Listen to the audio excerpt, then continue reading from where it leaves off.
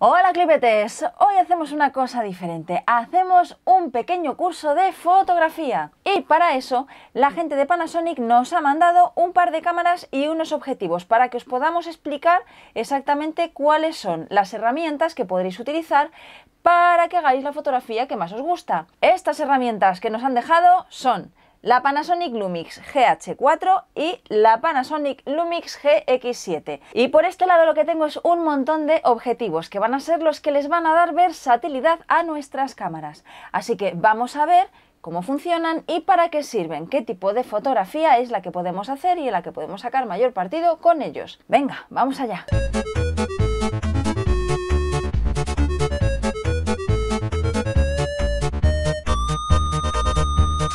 Antes de hablar de los objetivos, vamos a ver qué cámaras tenemos y cuáles son las que vamos a poder utilizar y en qué condiciones. Dentro de las cámaras de objetivos intercambiables hay básicamente dos tipos, las cámaras reflex y las cámaras mirrorless.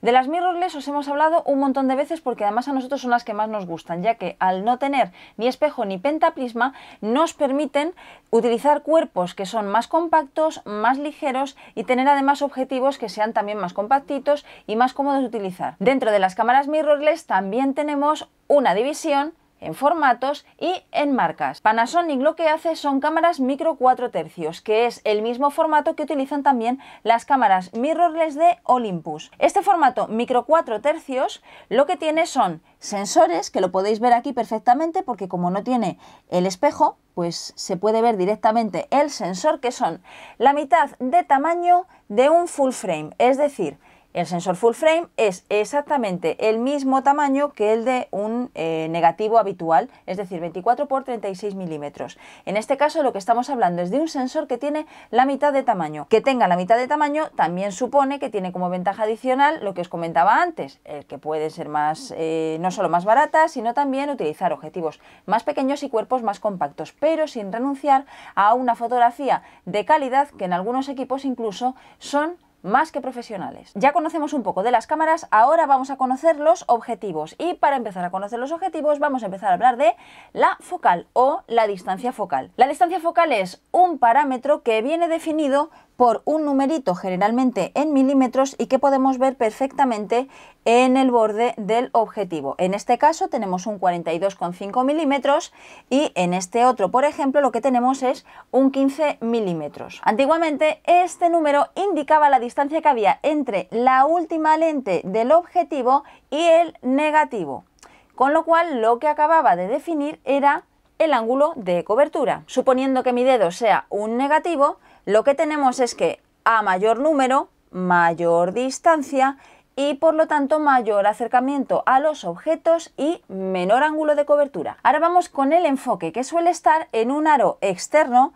en el objetivo que permite ajustar el plano de enfoque al punto de atención. Puede ser manual o automático y en algunos modelos puede incluir un interruptor como este que nos permite pasar de un modo a otro. En este caso MF significa modo manual y AF modo automático. El diafragma apertura o iris es un ajuste interno que abre más o menos la entrada de luz hacia el sensor. En algunos objetivos podemos modificarlo directamente en este tipo de aro y hay que tener en cuenta que cada numerito permite pasar el doble o la mitad de luz que el anterior o el posterior. El diafragma sirve para dos cosas. Por un lado, permite obtener la exposición adecuada combinándolo con la velocidad de exposición y también con la sensibilidad ISO. Y por otro lado, sirve para ajustar la profundidad de campo de nuestra captura, es decir, las zonas desenfocadas por delante y por detrás del punto de enfoque. Esto además está muy relacionado con la apertura máxima o luminosidad, que viene determinada por el número F y que no es ni más ni menos que el valor del diafragma más abierto capaz de ofrecer un objetivo. En este caso, en este objetivo 20 milímetros, lo que tenemos es un F1,7. Curiosamente, este valor siempre es mejor cuanto más pequeño sea ese número, es decir, que cuanto más pequeño es, más se puede abrir el diafragma y más luminoso es. ¿Por qué? Pues porque es capaz de recibir más luz en ese sensor. Esto también determina el bokeh, es decir, la cantidad de desenfoque en la imagen. A número más pequeño también mayor desenfoque. Los objetivos más luminosos suelen además ser los que más calidad de imagen ofrecen en términos de nitidez y ausencia de distorsiones.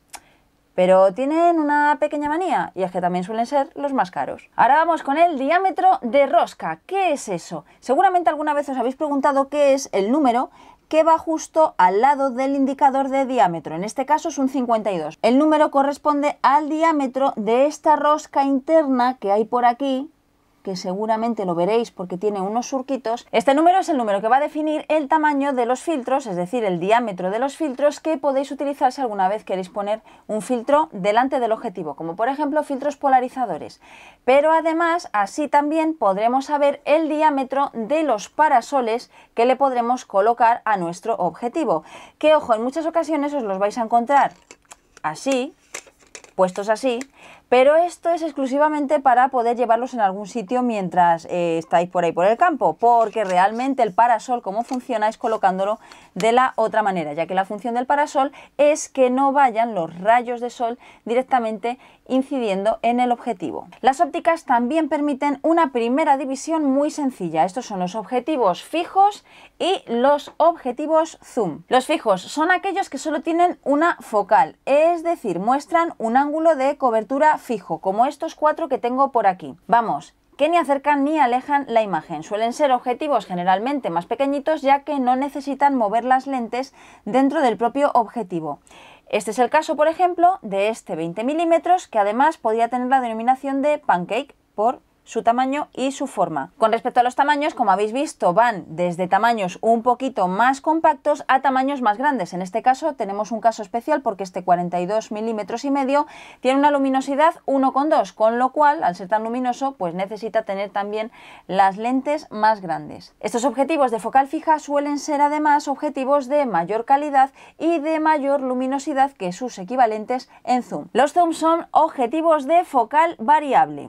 Es decir, que con solo mover un aro o pulsar un botón puedes cambiar el ángulo de cobertura y el nivel de acercamiento. Son más versátiles e incluso puedes tener un objetivo multipropósito que tenga un poco de angular, un normal y un telemoderado, todo en el mismo cuerpo. Las desventajas es que suelen ser objetivos más grandes y pesados, suelen tener menos luminosidad que los objetivos fijos y además al jugar con tantas lentes también pueden sufrir más distorsiones ópticas. Una división más avanzada podría ser de 3 tipos: angulares, normales y teleobjetivos. Los angulares, como su propio nombre indica, tienen un gran ángulo de cobertura, lo que resulta perfecto para fotografías de paisajes, viajes, fotos en grupo. Suelen tener la lente frontal más curvada que el resto y generan distorsiones geométricas, es decir, que las rectas en los extremos parecen curvadas.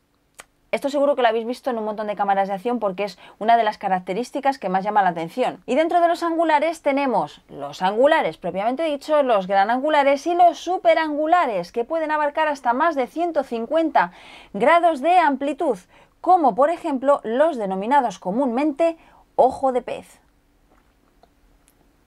Los normales son aquellos que ofrecen un ángulo y una perspectiva similares a los del ojo humano. También suelen ser los más compactitos y los más luminosos. Los teleobjetivos son aquellos capaces de acercarnos los objetos lejanos. Reducen el ángulo de cobertura, pero son objetivos muy apreciados para poder hacer fotografías de deportes, de naturaleza, de animales e incluso os diría más, de retrato. Dentro de esta categoría también tendríamos los teles moderados, los teles y los superteles. En la categoría de estos super teleobjetivos seguro que os suenan estos grandísimos objetivos que utilizan los fotógrafos que hacen fotografía en los estadios, en los campos de fútbol, etcétera, etcétera, y que son capaces de sacar hasta la última vergüenza de aquel jugador de fútbol que se ha espanzurrado en el campo. Por supuesto, estos objetivos también pesan lo suyo, kilos y kilos y kilos de objetivo. Existe un cuarto grupo de objetivos que no tienen nada que ver con la clasificación anterior y que son los objetivos macro, que podremos reconocer, por ejemplo, porque lo suele poner directamente en el objetivo.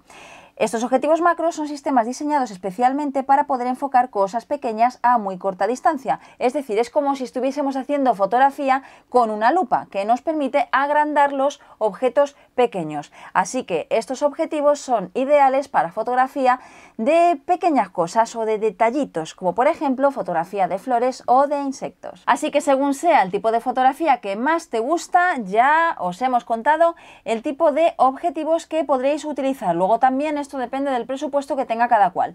Nuestro consejo es que siempre invirtáis en pocos objetivos, pero que sean muy buenos, a que tengáis muchísimos objetivos y un poco mediocres, que además os van a ocupar un espacio en la bolsa de fotografía y os va a pesar un poquito más. Así que pocos, pero muy buenos. Yo personalmente me quedo con esta GX7, que es muy compactita, que me cabe en el bolso y que por cierto tiene visor electrónico, y con este Noctichrome F1.2. ¿Qué pensabais? ¿Que me había caído un guindo? ¡Ale! Que me voy a hacer fotos. Nos vemos en el siguiente videorama. Espero que os haya gustado y que le saquéis muchísimo partido a vuestras capacidades fotográficas. Hasta el siguiente videorama.